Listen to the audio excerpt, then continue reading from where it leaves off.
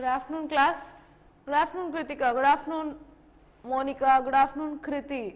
Good afternoon. Fine, let's see today's daily current affairs on the paper Hindu. Let's see what are the important articles.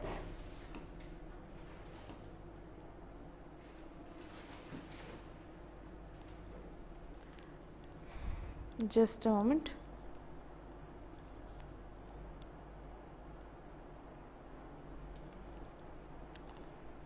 Fine. So, what does this article say? IT teams survey BBC offices over violation of laws. So, Income Tax Department is conducting raids on BBC's office which are located in India. Okay. So, that they are in a concern that they might be doing some kinds of, like they might have missed paying any kinds of taxation or any kind of things. So, for that this article is about. So, this came under the background of this came under the background of BBC documentary of a Prime Minister. So, the income tax authorities are currently in the offices of BBC in New Delhi, Mumbai. Why? And we are fully cooperating. We hope to have the situation resolved as soon as possible, says who? BBC's spokesperson. And why this came? This came under the light of the current documentary stating India the Modi question. So, in background of that this issue came, and currently they are in the offices of BBC checking for their complaints of IT, that is all. Okay. Nothing more than that. Let us go to some other article.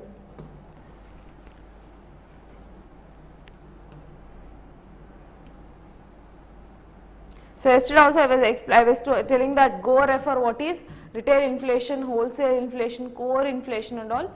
So, out of which your wholesale inflation is eased to 4.7%. So, it is in the inflation targeting range only. So, there will be a basket of commodities where in your budget series you will be again seeing what is this different kinds of inflations. Not in budget series, to be precise, in your economy class you will be seeing what is this wholesale inflation and different kinds of other inflation. So, yeah, what is this article about? It has been eased to 4.7%. So, it is another control of inflation. So, India's wholesale price index or inflation cooled further in January to 2-year low of 4.73% from 4.95%. And the acceptable range would be from 2 to 6%, and it is under control. Okay.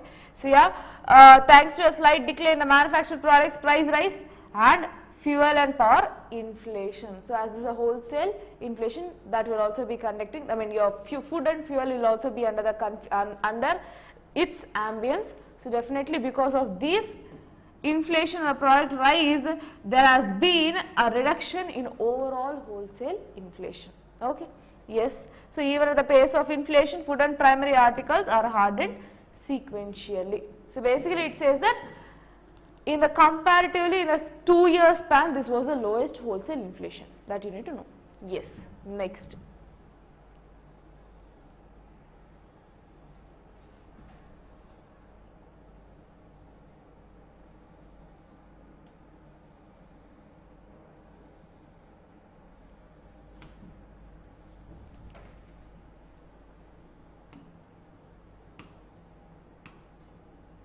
Local news.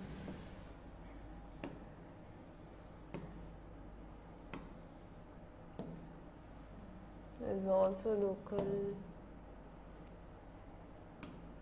so many, yes. So, as I told you, Aero India 2023 is currently happening, and there will be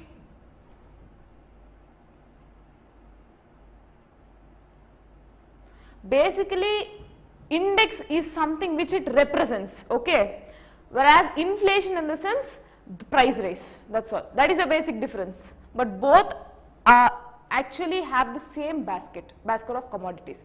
That is the similarity between wholesale inflation and wholesale price index, but index is something which is indicating, and your inflation is the price rise in that particular commodities. It can be used synonymously too.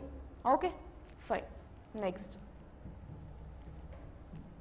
So, US Air Force B1B Lancer lands at Aero India 2023. So, at Aero India 2023, there was one other flight jet. So, a long range bomber force, America's long range bomber force, which is B1B Lancer, lands at Aero India 2023. So USA is showcasing its own state of art in our country.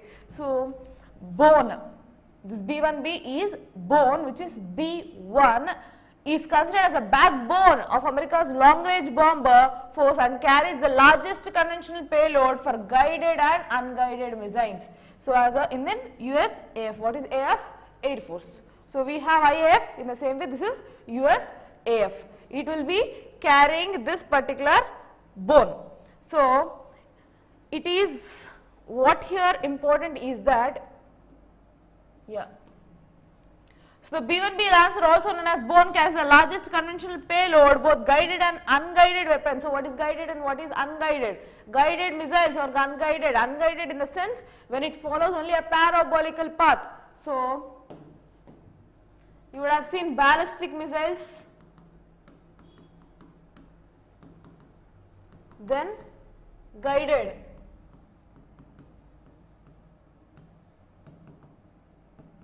So you can consider ballistic missiles under unguided. So what is the difference? So if you have a particular missile being launched, then it travels to a certain extent into air, and from here it acts on the gravity to hit a particular target. So it is not a guided one.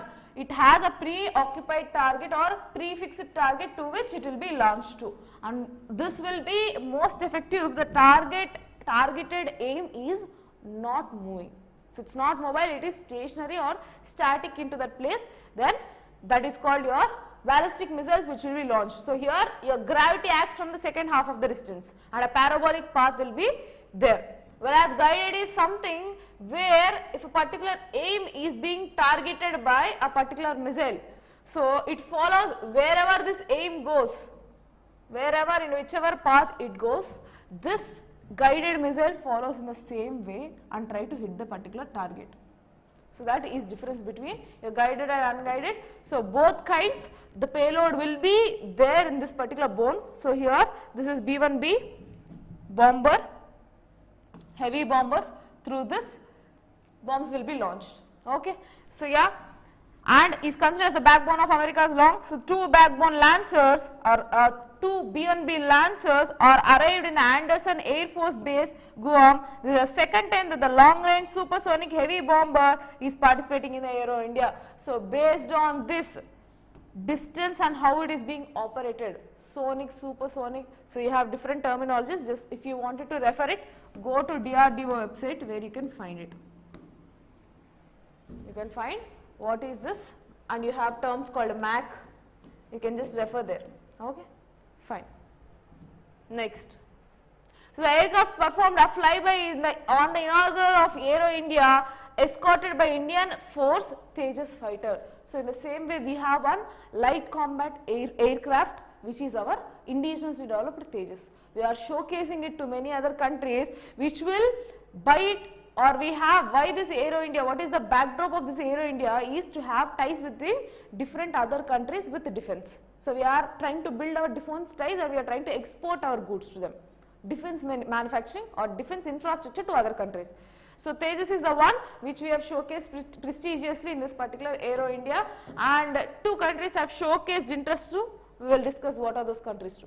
Okay. The US Consultant General said that in the return of long-range supersonic heavy bomber of India to participate in Aero India 2023 underscores the importance of US place in a high strategic partnership with India. So that doesn't matter. Basically, it showcases that both are competitive. That's all. Both B1B and India's Tejas is competitive. So it underscores some or the other way. That's what this article says. So So I was discussing that two countries have showed interest. One is Argentina and the other one is Egypt, which has shown interest to buy or to purchase our Tejas, light combat aircraft. Okay. So what is this article? Argentina and Egypt have evinced interest in Tejas light combat aircraft manufactured by whom? HAL, Hindustan Aeronautics Limited. So both have shown interest, whereas one country which is Malaysia, I think, it has backed off from showing interest because it is showing interest on South Korean aircraft FA-50 Golden Eagle. So, Malaysia has set back even shortlisting our Tejas, it has been set back because it was showing interest in South Korea's aircraft, which is F-850 Golden Triangle. Okay. Yes, next.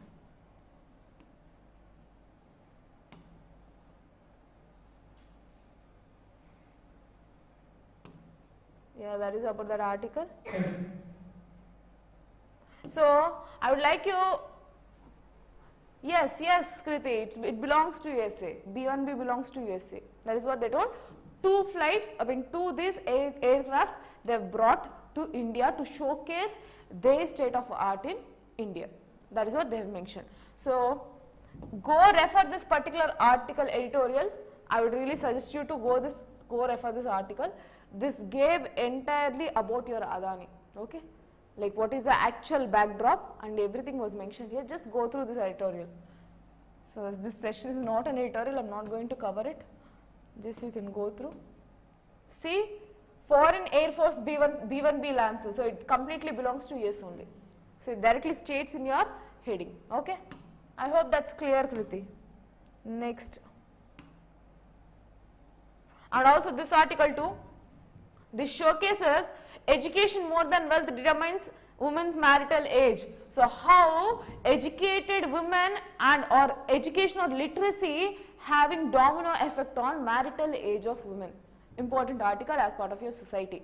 NFHS survey, which is your NFHS 5, National Family Health Survey, 5th survey has showcased relation between how women being empowered or women who are educated are directly having impact on their marital age. So, if they are educated, then their marriage age is being increased.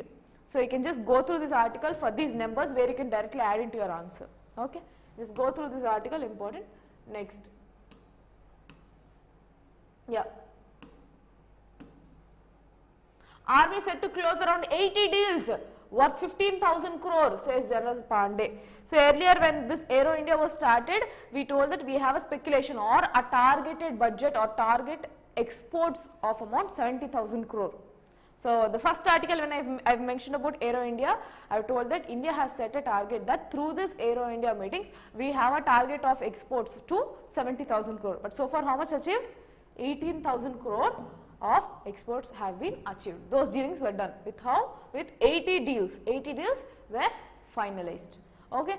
So, Army Chief says that his overall combat aviation profile, Force CE is looking towards 90 to 95 light combat helicopters. So, what is this light combat helicopter? Can be our Tejas, can be our Helena. Okay. So, yeah, that is also state of art. So, Helena is something which is fire and forget. Okay. So, it is also a kind of fire and forget missile where you can just fire it out and hit that particular target. So, guided missile basically, similar to your Nag. Okay. Guided missile, Helena, helicopter mounted Nag being developed by DRDO. So, that is also being held. So, however, the LCH is to get an anti-tank and air-to-air missiles, one of the weapons on the LCH. So, what is LCH here? The light combat helicopter. So, it is trying to fit all these mechanisms into it. What is this light combat helicopter here that we are talking about? Tejas. So, they are trying to fit all these state of arts which we have into this Tejas. So, they have told that we are having all these kinds of agreements with different countries, yet we are trying to fit the existing technology into that particular aircraft. Okay. So, that is what they have told, nothing more than that. So, they have given certain specifications which you need to know. So, the Army moved its first LCH squadron 351 aviation to Misamari, Assam, eastern sector near the line of actual control last November. The LCH is the first dedicated attack helicopter by the Army. So, light combat helicopter is the first one which is again guided, and it is the first one to be launched in which place? In line of actual control. Okay. So, yeah, in terms of overall combination, all these details are more specifications which is actually not required. So, yeah, you need to know Helena and this light utility, indigenous light utility helicopter is trying to replace the existing aged Cheetah and Chetaks in service. This is also different kinds of aircrafts. Okay. So if you want me to show, I can show that. Just a moment. So I will tell you how to refer so that it will be clear for you.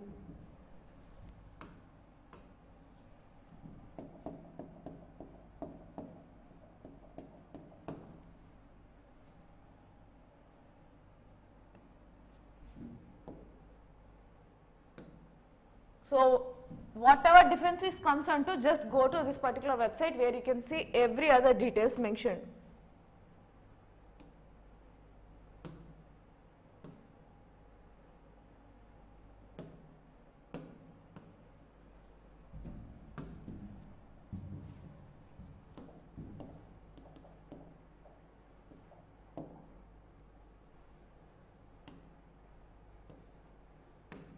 So Cheetah is your light utility helicopter. Okay. So the latest development in that is that this is Cheetah, and for that they are developing this particular helinet. Helinet is something which can carry. So they have given certain specifications on how it can carry. Okay. So this is your Cheetah, and this age old one. So it is going to be replaced by this Helena. Helena, no, light utility helicopters. Okay. So yes, that is about this article, nothing more than that. So you can also refer what are the latest technologies that India is having in defense. Okay. Next.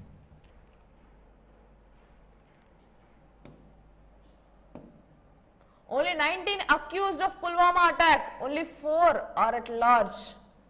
So why we are talking about Puloma attack? It's on Feb 14th where our Jawans were being killed. So in respect to that, this is again important for your internal security. So 4 militants of Jaish-e-Mohammed. So this is one of the militant Islam terrorist group. Okay, jihad group, one of the dangerous groups present so far. So this particular group, 4 militants, they have given the names, are the only ones on the run of 19 who plotted 2019 Puloma attack in South Kashmir. So which left 40 CRPF personnel dead. CRPF people, police force, 40 people were being dead because of this particular Puloma attack. So because of which Feb 14th is also celebrated as Black Day. Okay. So out of which what they are telling, 19 accused are there in this particular attack, out of which 4 are crucial. So they are in the edge to receive what? So such as the JEM, which was considered more lethal than other, so they are in the edge to get this punishment. That is what they have. Yes, 14th Feb Puloma attack. That's what I told you. That is why we have termed it as Black Day. So official figures suggest that JEM is one of the lethal group. That means deadly, destructive group, militant group which is present so far. So it such as Lashkar-e-Taiba, it is more lethal than. So Lashkar-e-Taiba is also another militant group. Than that, this JEM is more powerful and deadly, and Hizbul Mujahideen operating in Kashmir has dropped considerably in the presence of South Kashmir, which is operated from Puloma attack Awan Tralbul. So Troll Belt. So what this particular article says is that for this attack of Pulwama and the existing terrorist groups which are present in India, JEM is the one which is attacking severely, which is most destructive. Apart from that, what are the other ones present? Lashkar-e-Taiba and Hizbul Mujahideen. Okay, so that they say, and 4 out of these people are actually responsible, or only the one who have been responsible for this particular attack. That is what this article says. Next, according to whom? J&K police have given that statement. Okay, next.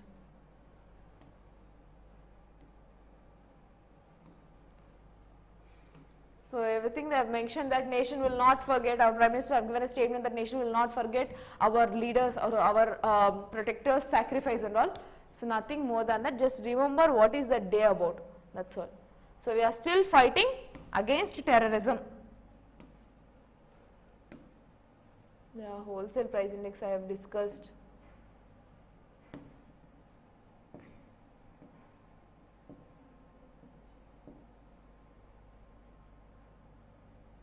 So, in wholesale index only, the food inflation which had moderated sharply from 2.5% in November to 0.65% in December rebounded almost to 3%. That means food inflation has increased from 2.5 to 3%, that you need to know. Okay. So, you have a basket of commodities in which food commodities has been increased, so that you need to know. So, yeah, minerals which have weightage for less than 1% in WPA reported to have 9.3 deflation. So, yeah, for minerals you have 9.3 deflation. Opposite to inflation is your deflation. So, reduction in your prices. So, which minerals? Okay. So, compared to 30% inflation in the last year. So, compared to 30% inflation, this year saw a decrease. So, that might be because of the base effect also, because in the last year it was around 30% inflation. So, which shows there will be some reduction in this year. So, that is why you have seen.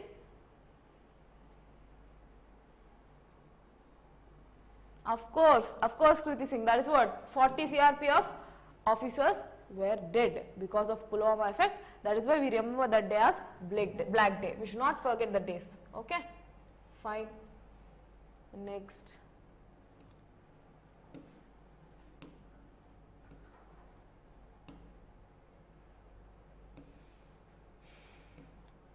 So, this is about China and Iran ties. So, you need to know Iran is also going against its nuclear policies, that you need to know. Okay. So, backdrop is that Iran has been enriching its existing nuclear reactors. So, that was a claim back then, in which US during the presidentialship of Trump there was huge allegations on Iran back then. So, now what happened? China is getting ties with Iranian minister. So, with Iranian president. Okay. So, what they have told, in meeting with Raisi, Xi owes unsavouring support. So, what is this? That means unending, constant, stable support. So, we are going to have an all-time friendship with Iran. That is what China has meant. Okay. So, China will develop friendly cooperation with Iran and push for the new development of comprehensive strategic partnership. So, what they have? Comprehensive strategic partnership, no matter how the international situation changes. So, irrespective of the international scenarios, we will have an all-time friendship and we have a comprehensive strategic relationship with Iran. Who says? President Xi of China says. Okay. So, with respect to that,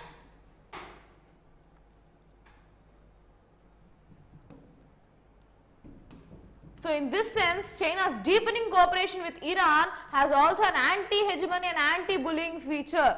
So, anti-hegemony in the sense having one head, unipolar world. So, it is opposite to it. Obviously, China is working to beat that hegemony of US. So, it is working on to beat that unipolar world or anti-bullying world. It is supporting towards anti-bullying world. So, whatever the country is fighting against the existing US hegemony, who is supporting? China is supporting. So, he says that even Iran is in the same path where we can find similarity with both the countries. Okay. And both China and Iran uphold independent foreign policies firmly dependent on the principle of non-interference in the internal affairs on international occasions. That means, if there is any international scenario issue that is going to the either of the countries, then both countries will not involve into each other internal matters. So, it will neither support nor disagree. So, that is like a basic on top which they are doing. In the same way they are supporting Russia too. So, they are telling that we are neutral, but they have told that it is a Russia neutral. So, you would have seen a particular article back day, I mean in the previous days, where there was a support of China towards Russia. So, staying neutral or staying towards Russia neutral. There was a editorial which was of again importance back then. So, safeguard the common interest of developing countries is conducive to promote. So, it is to promote a unity in the US hegemony or to develop a different scenario in the existing US upholding. So, what it says, it is working towards multipolarized world than unipolar world. Okay. So, that is about it, and what are the events that they are focused on, that is important. One key issue of the agenda was taking forward the operationalizing 25-year cooperation agreement signed in 2021 but yet to be implemented, under which Beijing is reportedly considering long-term investments up to 400 billion in various sectors of Iran's economy. So, you need to understand here, Iran again explain the term unipolar and bipolar. So, yeah, for that I need to take you to back to Cold War times. So, back then there were two worlds. So, it was USA or the western part and the eastern countries part, where Soviet Union used to be there and the western countries used to be a one block. Two blocks were there back then. Okay. And later on what happened? This, after the disintegration of USSR, there has become a only single or unipolar world which is focusing on USA. So, you need to go on to your world history part to cover about, I forgot this term, that's why, yeah, sure Kriti, no problem. Sure Kriti, you don't need to worry about that, whatever doubt you have you can ask me. Okay. So, there was two different blocks, Eastern bloc and the Soviet bloc, sorry, Soviet bloc is your Eastern bloc and there was used to be a Western bloc. These two blocks used to be there, which was a bipolar world, and then it has come after the disintegration post 1991, then it has become a unipolar world of US. Until now, we are focusing on to convert this unipolar world, US hegemony, in the sense the supremacy of US, you can say. Okay. So, we have a separate topic, if you go refer your NCERT, you will be having about this world history. So, we are working on to convert this US hegemony or US unipolar world into what? Multipolarism or multipolarized world basically. So, that is what China is also currently working on. With respect to that, what China has did is that it is having a positive bond, or it is developing a positive bond with the countries which are working towards multipolarism. Okay. So, in that same case, it has got into an agreement of 25 years, see, a 25-year cooperation agreement with Iran, and it is in the way yet to be implemented yet. So, it is in the edge to implement $400 billion into infrastructure development in Iran. In which areas? From infrastructure to oil and gas, in return supplies of Iranian oil. So, the mutual understanding is that China will be issuing $400 billion to Iran to develop different infrastructure facilities and oil and gas development in Iran. In return to that, China will get what? Iranian oil. So, it is decreasing its dependency on some other Saudi Arabian countries or other Arab countries. Okay. So, it is decreasing its dependency and they are trying to form an alliance. Okay. Is it clear for you, Kriti?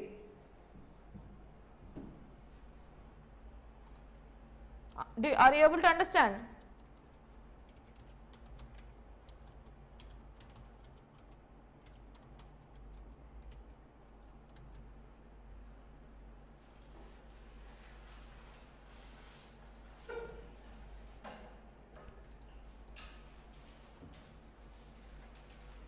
So, I hope that is clear.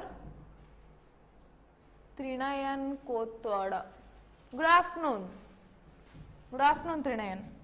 So, yeah, basically during Cold War times there were bipolar scenario, bipolar world, where you have US at one end and Soviet Union at another end, and there was a Cold War because both countries are in the capability to have or to wage war on each other, but both countries are not affordable, or they are not in the position to afford the post scenarios of war. So, that is why they had this Cold War. So, they had issues with each other, but they never confronted each other into a proper war. Okay. So, that is why it is called a bipolar. So, bipolar world, and post disintegration of USSR, what happened?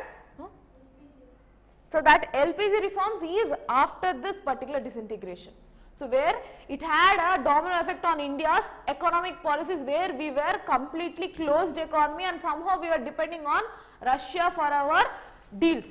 Rest all other deals we were completely dependent on Russia, but after this we have shifted towards open economy. So the domino effect was on India, where we went to LPG reforms, where we have opened our market to the world. So till then we were like we are mixed economy, yet we were completely lenient towards socialist ideologies, but after 1991 we have converted and now we are a bit lenient towards capitalist form of economy. Okay. So here post 1991 USSR, what happened? It has become unipolar, where you can see US hegemony or US supremacy of the world. So some of the other countries, what happened during this US hegemony? After this there is other scenario, you cannot stop there. So post disintegration there was a unipolar world tendency for US hegemony. So what other countries did, like India, they formed into, so this happened during Cold War only, non-alignment movement, but yeah, so this is for ensuring multipolarism. So India was also a founding member of NAM, non-alignment policy, so non-alignment movement. So some countries have aligned with USA, we had balance between both. So after disintegration, Soviet Union place has been taken by Russia in world scenario. So whatever the deals that they had with Soviet Union, Russia was the one which was replacing it. But overall, I am from Assam. Thank you for this education initiative. Good to know that you are Shivnath's student. Okay, fine. Thank you. So yeah, so national alignment movement. So here what happened? They formed into other countries, so other developed and developing countries. So all these countries during that time they have been achieved. So it was around during Cold War times, countries like India and some other countries, during that time only they have got independence and they are trying to settle down well. So they are trying to develop their own countries, and those countries have formed into this particular alliance. So that was the scenario. Until now we are working on multipolar world. Okay. So this is the current scenario yet to be achieved. So I think it's clear. Next. So yeah, this is done. Next.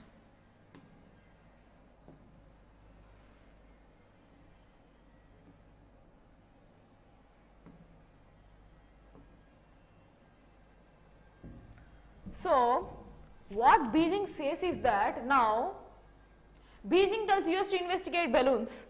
So the US has claimed that it is China who has been attacking us.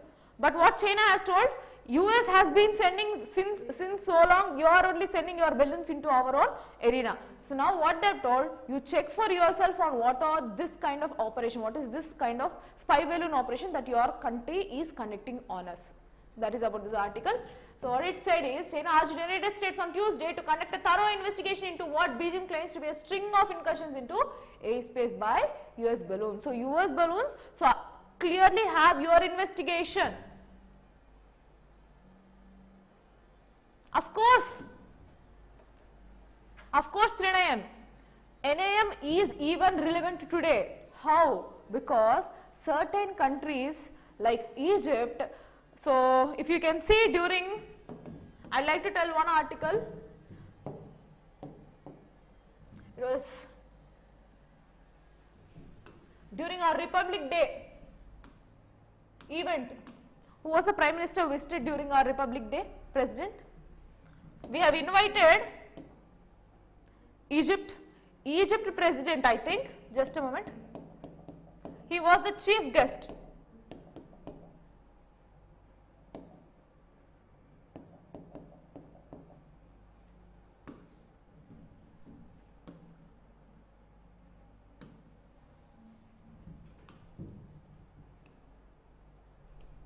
So see here, during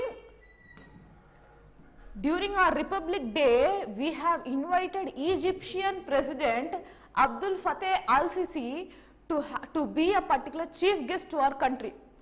So during this particular Good afternoon. Ram Kishore, good afternoon.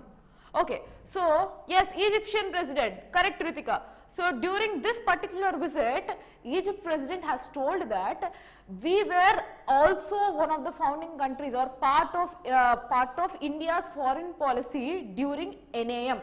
So it is still reviving in nature. So we are still working off. This non-alignment movement has taken its shape into what?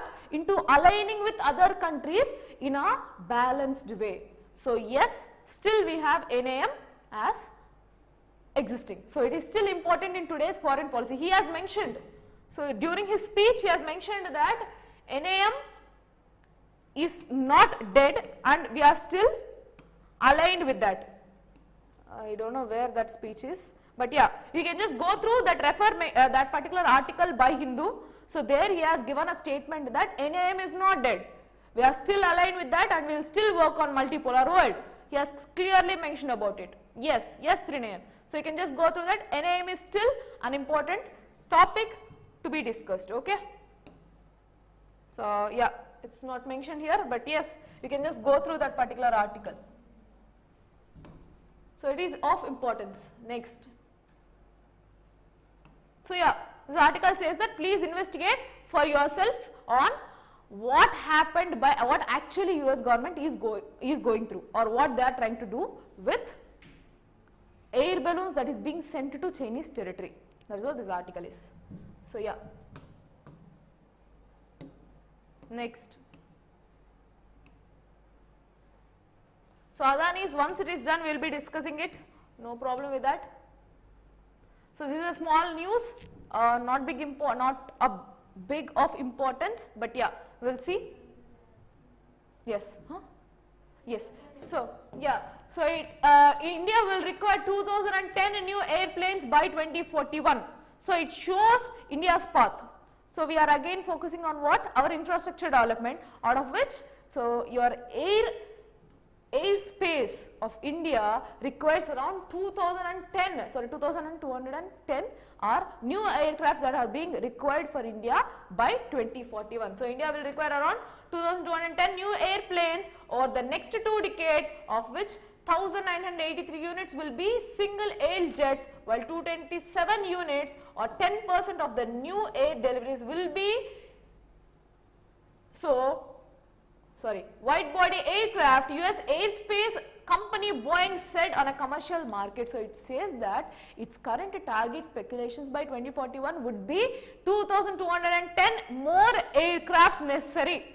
So that is how it shows the level of domestic traffic that is going to be increased by 2041. So he says that it forecasts 90% of new airplane deliveries to India would be single aisle airplanes like 737 MAX. All these are the details given by Boeing, but thing that is important is that in the near future by 2041, so it's not so long, by that time 90% of the air traffic will be increased. So that is what their speculations is. Yes. Next. So that is about that article.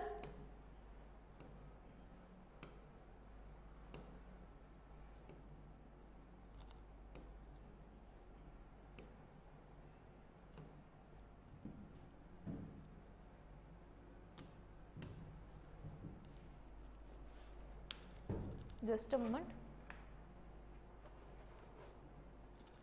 So Pakistan raises price of natural gas to revive IMF bailout scheme. So we have seen that there has been going on, or Pakistan is in the edge of financial crisis.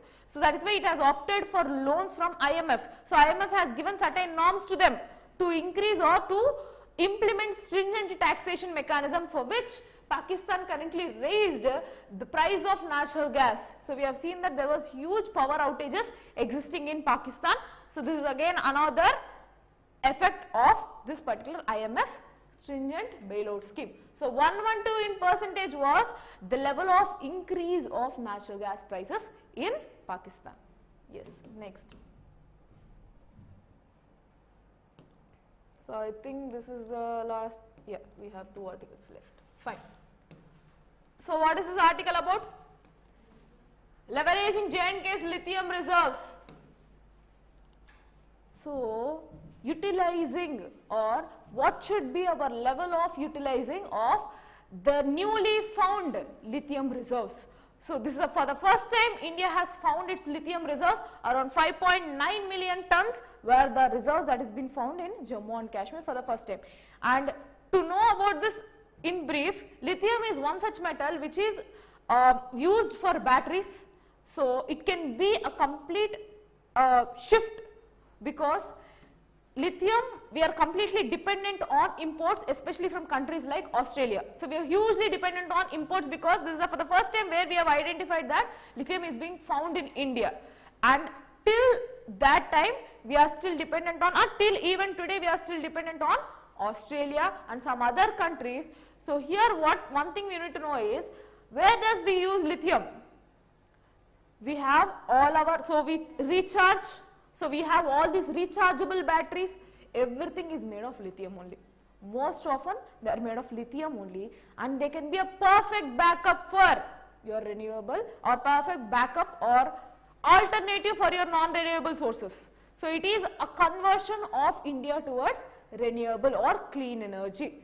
So here the speculation or the ethical concerns in this particular article, they have mentioned it clearly. Okay. So first thing, the discovery of 5.9 million tons inferred resources of lithium in Resi in Jammu and Kashmir has been heralded as a game changer in India's transition towards green economy. So this particular budget focuses on green economy, where we need whatever the infrastructure or whatever the level of governance or any kind of measures that we have currently focused on will have economic environmental backup. That means whatever the infrastructure development that we do, it is eco-friendly. We have to ensure that it is environment friendly.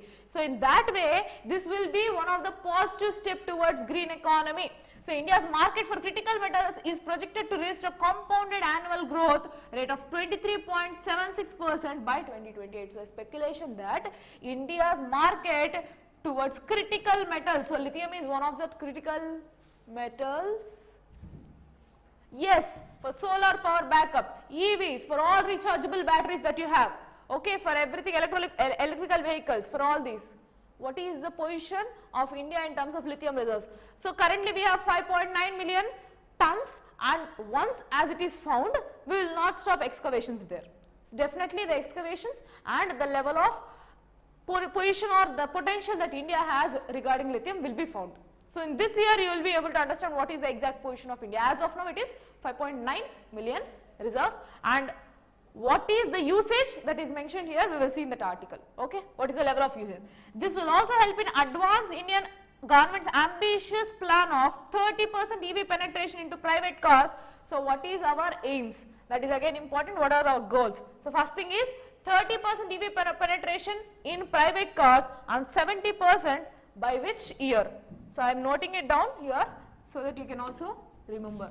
So by the year 2030, our target towards, so one of our targets towards renewable energies or usage of clean energy, step towards green economy, so which includes your green infrastructure. Okay, for this what are our aim or goals? So number one, your 30% EV penetration, electric vehicles penetration. Number two, 70% electrical penetration in what? In private cars, that means which we hold. Okay, so yes, private cars, okay, automobiles basically. Next, 70% commercial vehicles and 80% for two. So 70% of commercial vehicles.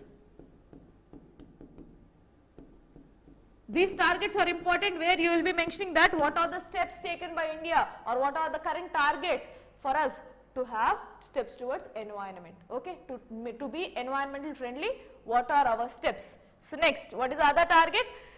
80% for 2 and 3 wheelers by 2030. That means for 2 or 3 wheelers, that can be your autos or 2-wheeler vehicles, what is the target? 80% is the target. So this you need to understand.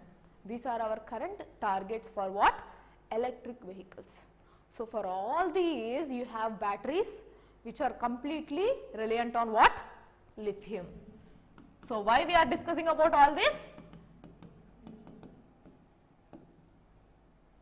Okay. So what is India's current found one?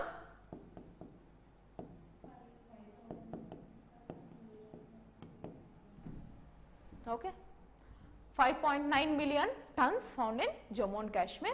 So it can be a positive step towards it. Yes. Yes, towards Panchamrut, correct. Next. And you have, so if you've gone through your budget, your Saptarishi. So in that, one of your target is this also. So yeah, environment.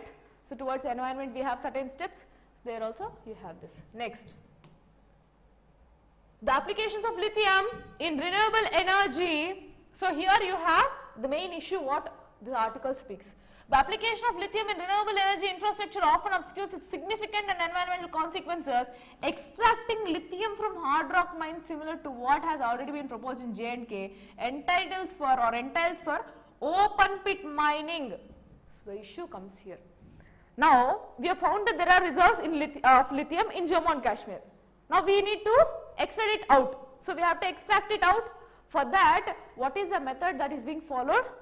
Open pit mining, followed by roasting the ore using fossil fuels. So once you will be doing it open pit mining, that means you will open everything, then you mine it for the respective mineral, and then what happens? You have to roast it with fossil fuel.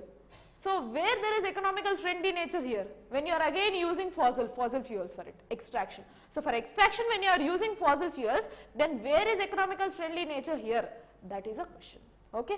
So that is one of the issue. So industry estimates suggest that this process consumes 170 cubic meters of water and releases 15 tons of carbon dioxide into every ton of lithium extracted. So for every ton of lithium extracted, so per 1 ton you need 170 cubic meters of water plus what is the level of carbon dioxide that is being extracted? 15 tons of carbon dioxide of every ton will be extracted. That means that much of carbon dioxide will be released. So that is how can it be benefited to your environment? So extraction itself is causing that much issue. So how much is being released? 15 tons of carbon dioxide is being released into environment. So here environmentalists are questioning that how come this will really benefit India towards green economy or towards eco-friendly nature of our country. Okay. So that is again ethical dilemma which we have. Okay. Next. India embarks on this new journey. It could learn from experiences of South American countries, especially Lithium Triangle. So who is Lithium Triangle? What are the countries? Bolivia, Chile and Argentina, from which the maximum lithium are being exported, and the lessons from these countries point to the importance of strong regulatory apparatus that can address both the environmental and social consequences of Li mining. Li is lithium. So your chemical formula for lithium is Li. So we need to take inspiration from these countries which are already into the development or into the extractions of lithium and learn on how to have regulations towards both addressing the issues with environment as well as the social concerns. So mining again. So there should not be an issue which has been repeated in Joshimath, where the infrastructure has caused has domino effect or had huge impressions because of their land being subsided into the earth. So in the same way this should not be the case. All are hilly areas, so it is on our head. Yes. So just a moment. We can go to the picture if there is anything available so that I can show you what is open pit mining.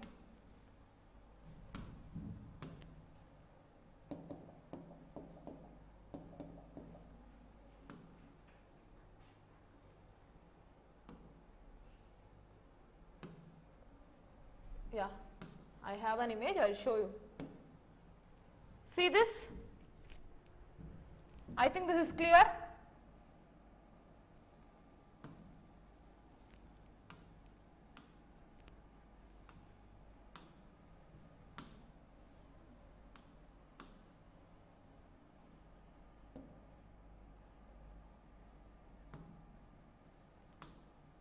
So if you can see, this is open pit mining. So they go scratch down the entire earth. See, they scratch down till the availability of ores, and from that particular area they will lift out your ore, and for which it has to be further rinsed with your fossil fuels. So it has to be burnt basically.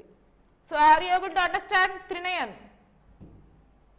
This is your open pit mining. So if you go to the definition, open pit mining or open cast mining in large context of the mega mining or surface mining technique for extracting rock or metals from the earth with an open air pit. So we are trying to have a burrowing technique where we will be scratching down to till the availability of ore from which you will be extracting it, which is your open pit mining. I think it's clear for you. Okay, I hope you have no issue with that. Next. So it literally means open pit mining, open pit mining. Fine. Next. See how this is it. So now going to our constraints or what is its significance in India's scenario. Okay. So yeah. News. We have found 5.9 million tons of lithium in Jammu and Kashmir. Who has found? By Geological Survey of India. It can be a game changer because this is for the first time where we have identified lithium, which can be a positive step towards economical friendly development of energy or usage of energy. Okay. So that is about this article. And the second of the 4-step process according to the minerals, not required. So let's see with the significance. So why we are that much enthusiastic towards the mineral lithium. So lithium ion batteries are used in wind turbines, solar panels, electrical vehicles, and all of which are crucial for green economy. So which is used for sustenance of our economy, which is green. That means to have an economical friendly economy, whatever the infrastructure that we need to build, for everything we can use lithium. So it can be used in solar panels, it can be used in EVs, it can be used in wind panels, in every other way which is related to your renewable source energy extraction, you can use your lithium batteries. So a World Bank study suggests that the demand for critical metals such as lithium, cobalt is expected to rise by nearly 500% by 2050. So you need to know where to invest, right? Where to invest? Into the companies which is focusing on lithium. So by 2050, 500% rate, for suppose if you have invested something this year on some mineral of either lithium or cobalt, any industry, any manufacturing industry which is working on lithium or cobalt, then what happens? This will rise up to 500% by 2050. So all the speculations will give you, they are different from excavation method. Yes, for each thing there will be different excavation method, Kriti Singh. So if you go with the topics of metallurgy, they will completely deal with how to extract the metal first. So the separate department in BTech. So in BTech, especially for NITs and IITs, they will offer this particular branch of metallurgy where they will deal completely about extraction of these metals and where it can be used. Metallurgy. So clearly it deals with that. There are different kinds of excavation methods. Some will be through pumping up. So pumping, air, water pumping, all there will be different kinds of methods. So I am not into that technical field. So yeah, we don't require that much for your exam. So we require whatever they have mentioned. So open pit mining is something which is important. So it is in the news, we will be learning about it. Okay. So yeah. So what this? The global electrical vehicle market is projected to reach about 823.75 billion by 2030. So that is the level of markets that electric vehicles will be so far. So registering a compounded annual growth rate of 18.2% from 2021 to 2023. So what will, so by 2030. So within a span of 9 years, so within a span of 10 years basically, 18.2% compounded rate will be there. Compounded rate of your investment will be there. So that is the speculations on electric vehicles. So now India is seeking further secure its critical mineral supplies and build self-sufficiency in this sector. So it is giving your ample of scope to India to work on lithium excavation. So we have to definitely go for these excavations, yet we have those issues which I have told about this open pit mining. Okay, next. So it is currently India. What is India's position? So which you have asked Kriti, that we are mentioning here. What is our India's position in terms of lithium? So not about lithium reserves, but about lithium. As India currently imports all of its lithium from Australia and Argentina, 70% of lithium ion cell requirement from China and Hong Kong. So lithium, by core of lithium we will be getting imports from Argentina and Australia, whereas 70% cell manufacturing of lithium we are completely dependent on China and Hong Kong. The lithium reserves in J&K can boost domestic battery manufacturing industry if the perceived size of the minerals reserves in J&K is born out of the further exploration. So I told you.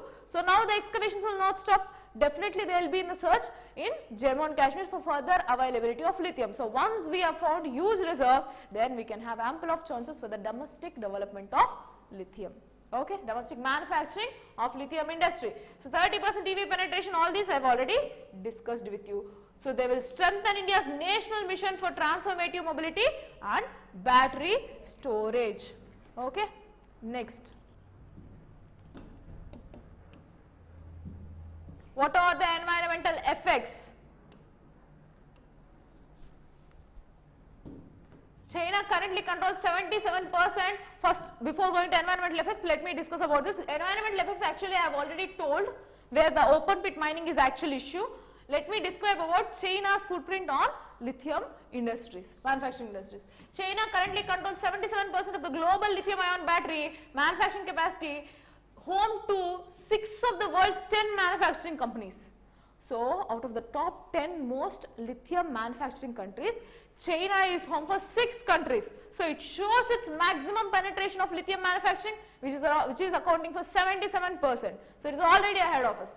As a result, European Union, US, Canada, India and other manufacturing or other major economies have been trying to leverage alternate supplies that can challenge China's geopolitical dominance in this particular area. So because of its geographical presence, it is showing its dominance in lithium manufacturing industries. So currently major economies is trying to divert its dependence or growing dependence on China for lithium cell manufacturing. So this is ample of chance for us.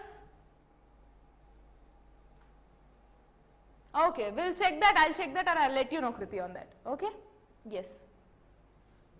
So yeah, for example, responding to the perceived national security concerns, Canadian government has asked China companies to divest from Canadian lithium mining companies. So this is not again required. What is required I have already told. So to target or to reduce the over dependency on China for lithium, this is one of the positive steps which we have. So we can further work on more exploration in our country. So yeah.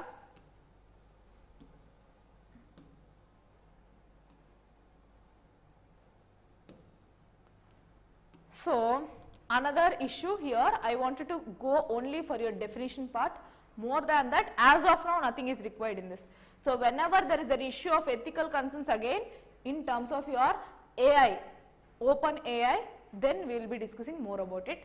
As it's still developing, nothing more required in this. So can Microsoft succeed in clawing back the search leadership from Google? So whenever you have some issue or whenever you have a doubt, what we say? Google it. Google it and search. So Google has become something that whatever you have a doubt, you will be searching without even like thinking on a second thought. We will be opting for that particular browser to search our doubts. So Google has occupied that supremacy in our search list. Whereas we have some other browsers of Microsoft, we have different other browsers, we have Edge, all are different browsers on, but are we using for it, are we opting that? We are mostly focusing on Google. So that supremacy has been maintained, but now with the upcoming or with the current impact of ChatGPT, who has developed this? Microsoft. So that is being or that is going to threaten Google's supremacy, and now to sustain its search level, Google has introduced similar lines of OpenAI. So all these are OpenAI tools, AI artificial intelligence, OpenAI tools, similar to ChatGPT. Google has come up with BART. So let's see what are those, and then we can wind up. Okay. For the longest time, Google spearhead algorithm search redefined the web browsing experience on the internet. However, the search giant seemed to have shaky grounds after Microsoft integrated AI-capable ChatGPT into Bing search engine. So when this came, it is trying to shake the existing supremacy of who? Of Google. Next. Yes.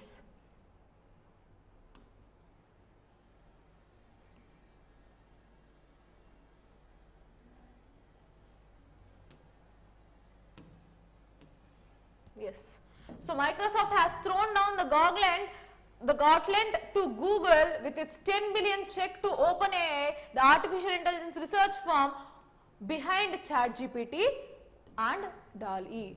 So basically Microsoft has acquired this ChatGPT and DALL-E, which are OpenAI tools, where you can search for whatever you need and you get approximate, you will give it accurate answer for whatever you search. For example, if you are going to search for something which is of importance, that means now I need to write a letter to someone.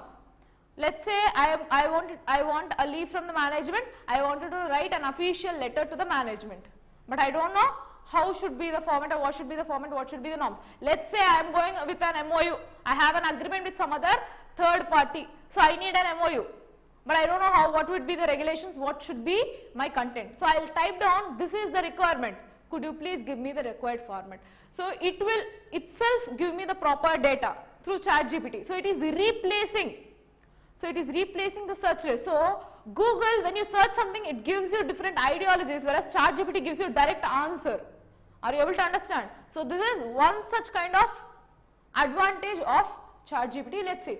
So the investment is targeted at packing AI capabilities into Microsoft Search software and cloud systems over the next few years, and the top of that list is Bing search engine ChatGPT compatible. So what is Bing? Microsoft Edge. So Edge is compatible towards ChatGPT. That's what this article says. So now it is clearly looking, Microsoft is clearly looking to shake the grounds of Google for its search list. So people now are shifting towards Microsoft applications. Okay. So BARD, so I just told BART, it's not BART, it's BARD, my mistake. So BARD is one such tool which is being developed by who? Google. So BARD is powered by language model for dialogue applications, Lambda. So what is this Lambda? You know AWS, Amazon Web Services. So through this particular platform, they have developed this Lambda model, which is built on transformer architecture. The credit of this neural network build goes to Google. So they have been working with AWS tool to build this particular platform called BARD.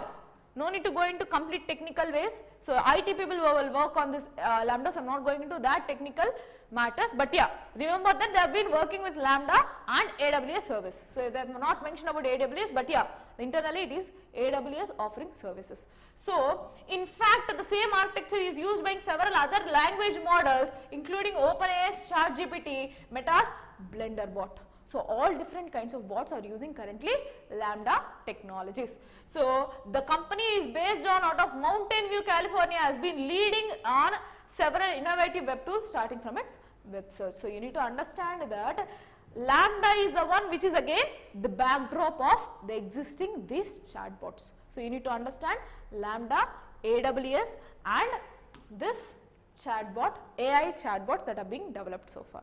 Okay, fine. So fast forward to Jan 2023, Google leads the browser market of 65.4% in the market share according to data analytics site StatCounter. The Microsoft's Edge and Mozilla Firefox have been combined share of less than 10%. So you need to understand worldwide, even now the Google occupies the highest browser search engine existing so far. Even after the existence of what are the countries, so what are the other browsers existing, can be Edge or can be your Mozilla Firefox or any other browsers which accounts for less than 10%, whereas 65.4% occupies Google. So that is why they are working on this OpenAI. So AI is going to take, it is going to take many jobs too. It is going to take away many jobs too, because it can replace. It is giving you code.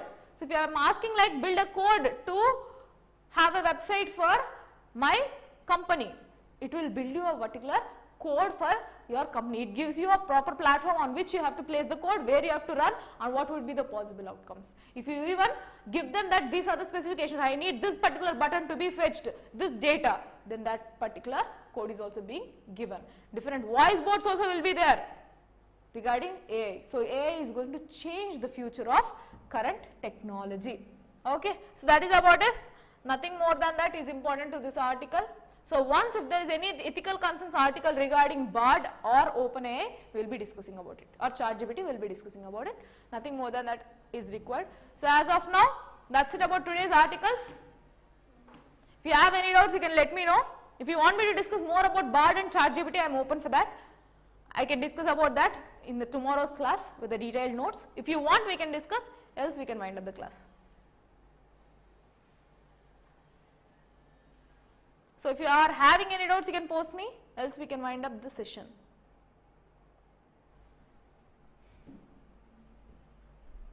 Fine, I hope there is no doubts for you.